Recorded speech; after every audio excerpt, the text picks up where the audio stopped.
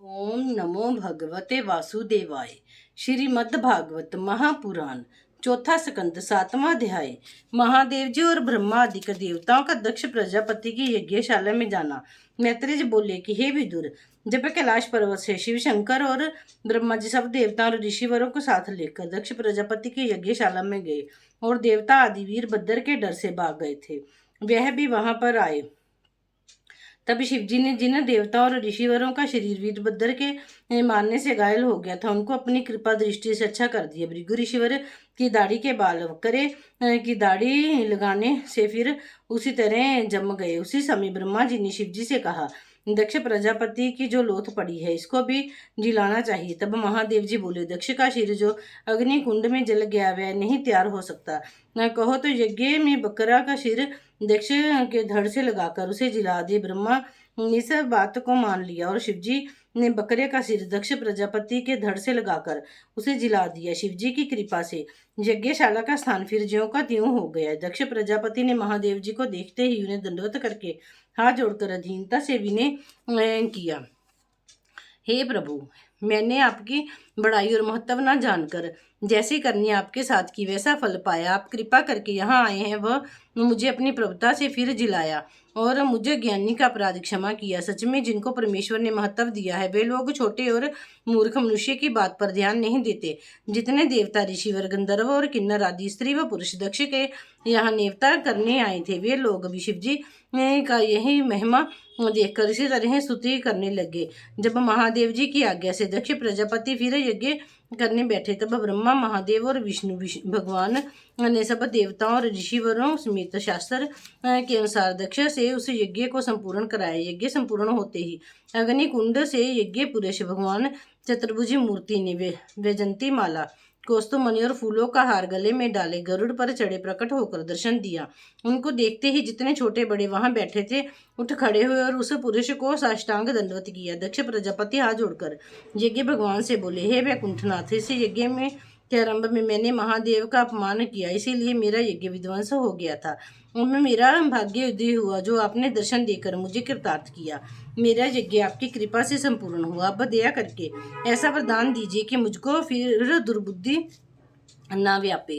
फिर भृगु ऋषिवर बोले, हे दीनानाथ, मैं ब्राह्मण और तपस्वी होने पर भी अपने क्रोध को वश में नहीं रख सका, इस कारण मुझे यह दंड मिला। आप दयालु होकर ऐसा आशीर्वाद दीजिए कि मेरा क्रोध छूट जावे, क्योंकि जब तक काम, क्रोध, मोह और लोभ अपने अधीन नहीं होते तब तक आपकी भक्ति नहीं प्राप्त होती। इसी तरह ब्रह्मा, महादेव, इंद्र, गंधर्व, लोकपाल, किन्नर तथा सब देवताओं और ऋषिवरों ने बहुत स्तुति की। तब यज्ञ पुरुष ने दक्ष से कहा, तुमने ये बहुत अनुचित किया जो महादेव जी का अपमान किया। ब्रह्मा, विष्णु और महादेव तीनों देवताओं को तुम एक सा जानो। उस जिस निरंकार पुरुष का लोग जप करते और अपना उत्पन्न करने वाला जानते हैं, उसी के ध्यान में तुमने भी लीन रहो, तब तुमको ज्ञान प्राप्त होगा। जिस समय यज्ञ पुरुष ने ये बात कही उस समय आकाश से उन पर फूलों की वर्षा हुई और सब लोगों ने जय जयकार किया। तब यज्ञ पुरुष सबको इच्छा पूर्वक वरदान देकर वैकुंठ को पधारे और ब्रह्मादिक देवता व ऋषिवर भी अपने अपने स्थान को गए। दक्ष प्रजापति उस दिन से शिवजी को अपना ईश्वर जानकर उनकी सेवा करने लगी। इतनी कथा सुनाकर मैत्रेय ऋषिवर जी बोले कि हे विदुर जी, धर्म की ऋषियाँ नाम स्त्री से क्रोध, लोभ और मृत्यु आदि बहुत संतानें उत्पन्न हुई थी। उनके नाम संस्कृत भागवत में लिखे हैं। जो कोई इस अध्याय को चित्त लगाकर कहे व सुने, वह सब पापों से छूटकर परम पद को पावेगा। आठवां अध्याय, सती का हिमाचल की यहाँ पार्वती नाम से जन्म लेना और उनका महादेव जी के साथ विवाह होना। मैत्रेय ऋषिवर ने कहा, विदुर जी, जब अब हम सती जी की कथा जिस तरह दूसरा जन्म पार्वती का लेकर महादेव जी से मिली थी वर्णन करते हैं। सती ने तन छोड़ते समय महादेव जी के चरणों का ध्यान हृदय में रखकर ऐसा प्रण किया कि अब फिर मेरा जन्म हो तो शिव जी की सेवा में रहकर एक क्षण उनका साथ ना छोड़ूंगी। सो वह तन छोड़ने के उपरांत हिमाचल पर्वत की यहाँ पार्वती नाम से जन्म लिया। जब वह सियानी हुई तब हिमाचल ने अपनी कन्या से पूछा कि तेरा विवाह किससे करूं। पार्वती को अपने पिछले जन्म का हाल याद था, इसीलिए वे हिमाचल से बोली कि मेरा विवाह महादेव जी के साथ कर दो। उसने कहा, शिव जी सब देवताओं के मालिक हैं, मेरी कन्या को किस तरह अंगीकार करेंगे। तर पार्वती ने उत्तर दिया कि महादेव जी के सिवा दूसरे से मैं विवाह नहीं करूंगी। वह मुझे अंगीकार करे तो मेरे पति हों, में नहीं तो मैं वन में जाकर तप करके अपना यह तन फिर छोड़ दूंगी। ऐसा कहकर पार्वती ने इस इच्छा से कि महादेव जी के साथ मेरा विवाह हो, वन में आकर तप करना आरंभ किया। सो एक दिन नारद जी ने पार्वती के प्रेम की परीक्षा लेने के वास्ते वहां जाकर पूछा, हे पर्वतराज की कन्या, तुम इस वन में किस इच्छा से तप करके इतना दुख उठाती हो? पार्वती ने नारद जी को परमेश्वर का परम भक्त जानकर दंडवत करके विनय किया, हे मुनिनाथ, मैं महादेव जी से विवाह होने की इच्छा से तप करती हूँ। यह वचन सुनकर नारद जी बोले, हे पार्वती, तुम बड़ी बोरी हो और मूर्ख हो। शिवजी अपने शरीर में राख व धूलि लगाए, सांप व बिच्छू लपेटे, मुंडों की माला गले में डाले, भूत व पिशाच अपने साथ रखते हैं। उनको देखकर मनुष्य मारे डर के भागे जाते हैं। तुम उनसे विवाह करने की चाहना क्यों रखती हो? ये सब बात सुनकर पार्वती ने कहा, वे कैसे हैं? अवगुणों से भरे हों, पर मेरा चित्त उन्हीं से प्रसन्न है। ऐसा सुनकर नारद जी फिर बोले, हे पार्वती, इंद्र, गंधर्व, कुबेर, वरुण आदि अच्छे अच्छे देवताओं को तुम क्यों नहीं चाहती? यह वचन सुनते ही पार्वती ने हंसकर कहा, हे मुनिनाथ, मन एक है, दो चार न होते तो सो मेरा चित्त शिव जी के चरणों में लगा है, वहां से हट नहीं सकता। मेरी इच्छा शिव जी पूर्ण करेंगे, दूसरे की चाह मुझको नहीं है। ये बात सुनकर नारद जी बहुत प्रसन्न हुए और पार्वती जी को आशीर्वाद देकर बोले, तुम्हें महादेव जी अवश्य मिलेंगे, तुम किसी के कहने ना बुलावा देने में मत आना। अब जब नारद जी ने पार्वती जी की सच्ची प्रीति देखी, तब उसी समय शिव जी के पास जाकर पार्वती का मनोरथ और प्रेम उनसे कहा। जब महादेव जी ने सुना तो सती हिमाचल पर्वत के घर जन्म लेकर मेरे साथ विवाह होने के लिए तप करती है, तब उन्हें भी प्रेम उत्पन्न हुआ। इसीलिए महादेव ने हिमाचल से जाकर कहा, तो अपनी कन्या का विवाह हमारे साथ कर दे। हिमाचल ने यह बात सुनते ही बड़ी प्रसन्नता से मान लिया और पार्वती को यह संदेश सुनाया। यह बात सुनते ही पार्वती जी बहुत प्रसन्न हुई। उसी समय हिमाचल ने पार्वती को वन से लाकर विधि पूर्वक शिव जी के साथ विवाह कर दिया और बहुत से रत्नादिक दहेज में देकर वर और कन्या को विदा किया। तब से पार्वती जी एक क्षण भी महादेव जी से अलग नहीं होती, उनकी अर्धांगिनी बनी रहती है। 9वां अध्याय।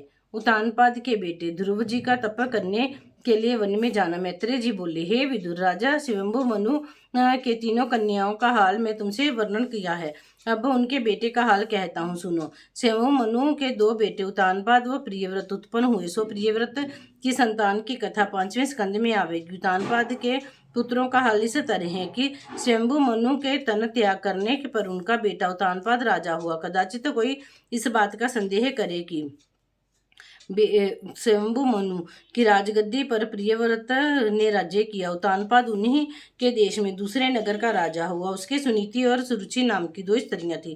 दोनों स्त्रियों से संतान उत्पन्न हुई। बड़ी रानी के बेटे का नाम ध्रुव और छोटी रानी के पुत्र का नाम उत्तम था। राजा उतानपाद छोटी रानी और उसके बेटे से बहुत प्रीति करते थे तथा बड़े रानी और उसके पुत्र से कम प्रेम रखते थे। एक दिन राजा अपनी छोटी रानी समेत राज सिंहासन पर बैठे हुए उसके बेटे को गोद में लिए प्यार करते थे। उसी समय बड़ी रानी का पुत्र ध्रुव, जो 5 वर्ष का था, खेलता हुआ वहां पहुंचा।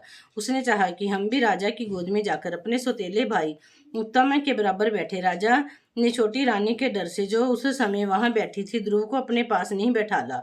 यह देखकर छोटी रानी ने ध्रुव से कहा कि तूने पिछले जन्म में नारायण जी का तप व स्मरण नहीं किया, इसीलिए तू भागा उत्पन्न हुआ। कदाचित तू पहले जन्म में तप करता तो मेरे पेट से जन्म लेकर राजा की गोद में बैठने योग्य होता। तुझे इस जन्म में राज सिंहासन पर बैठना कठिन है। अब भी तू जाकर परमेश्वर का भजन व स्मरण कर। जब तेरा भाग्य उदय हो तब मेरे पेट से जन्म लेकर राजा के आसन पर बैठना, क्योंकि मैं पटरानी हूँ। मेरे बेटे के सिवा दूसरी नारी का पुत्र राज सिंहासन पर नहीं बैठ सकता।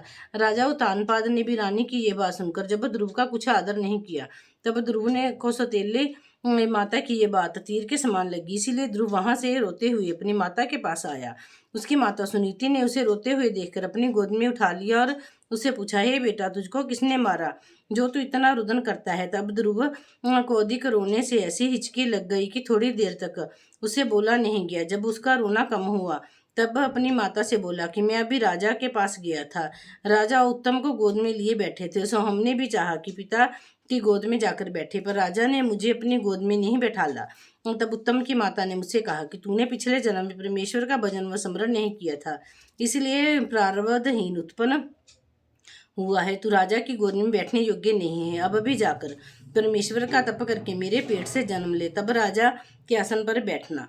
सुनीति यह बात सुनकर बोली, हे बेटा, राजा की छोटी रानी सच कहती है। कदाचित तू पिछले जन्म में परमेश्वर का तप किए होता तो मेरे पेट से जन्म ना लेता। इसीलिए अब भी तू नारायण जी की शरण में जाकर उनका जप तप व स्मरण कर तो तेरा मनोरथ पूर्ण होगा। तेरे परदादा ब्रह्मा जी से भी पहले संसार उत्पन्न करने का कठिन काम नहीं हो सकता था। जब उन्होंने नारायण जी का तप व ध्यान किया तब परमेश्वर की कृपा से उनको ज्ञान प्राप्त हुआ और ज्ञान के प्रताप से उन्होंने संसार की रचना की। तेरे दादा स्वयंभू मनु ने परमेश्वर का तप करके परमात्मा धर्मात्मा सनातन पाया। मनुष्य का सब मनोरथ नारायण जी की कृपा से पूर्ण होते हैं। परमेश्वर का तप करने से तेरी कामना भी पूर्ण होगी। राजा तुझे अपनी दासी के बराबर भी नहीं समझते।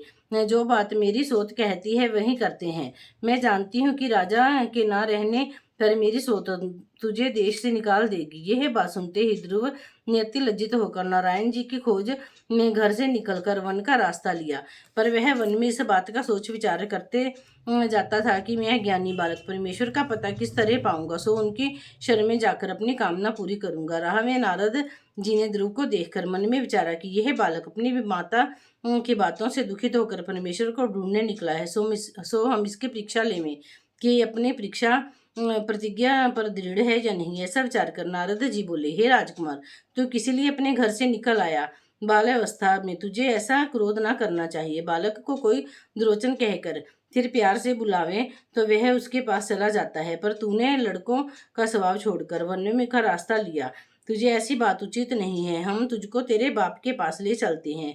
राजगद्दी या जिस वस्तु की तुझे इच्छा हो हम दिलवा देंगे। जो तू नारायण जी को ढूंढता है सो उनका मिलना सहज मत समझना। बहुत से योगीश्वर व तपस्वी लोगों ने नारायण जी का तप व जप करके अपना शरीर जला दिया, जिस पर भी उनको नहीं पाया। तू वृथा उनको ढूंढने को क्यों जाता है? हम नारद मुनि हैं, परमेश्वर के भक्त व सेवक हैं। तुझको तेरे पिता के पास ले जाकर जो कुछ हम कहेंगे हमारी सब बातें तेरा बाप मानेगा। ध्रुव ने नारद जी का वचन सुनकर विचार किया कि मैंने सुना था कि नारद मुनि नारायण जी के परम भक्त हैं। देखो, हम अभी नारायण जी की खोज में केवल घर से निकले हैं। सो ऐसे महात्मा व हरिभक्त का दर्शन पाया। जब मैं परमेश्वर के तप व स्मरण में लीन हो जाऊंगा तब नाम मालूम और कैसे कैसे अच्छे पदार्थ मिलेंगे। ये बात विचार कर ध्रुव ने नारद जी को दंडवत करके विनय किया, महाराज, आप नारायण जी के परम भक्त हैं, इसीलिए मेरी सहायता कीजिए, जिसमें परमेश्वर के चरणों तक जल्दी पहुंच जाऊं।